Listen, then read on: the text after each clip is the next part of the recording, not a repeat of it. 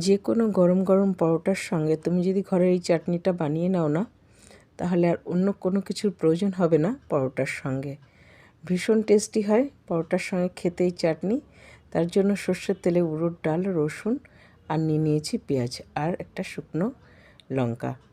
Soft হওয়া পর্যন্ত একটু ভেজে নিতে হবে। তারপরে এখানে দিয়ে দেবো বেশটা আদা কুচি আর দিয়েছি 2টো বড় সাইজের টমেটো। সব কিছু সফট হওয়ার জন্য এখানে স্বাদ অনুযায়ী নুন ব্যবহার করে নিয়েছি।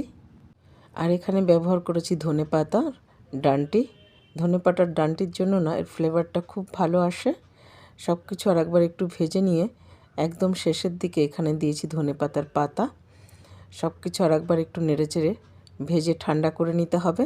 আর তখন এখানে দিয়ে দেবো মিক্সিতে, আর দিয়ে দেবো সামান্য লেবুর রস দিয়ে একটা সুন্দর পেস্ট করে নেব। এতটুকু কিন্তু জল ব্যবহার আমি করিনি।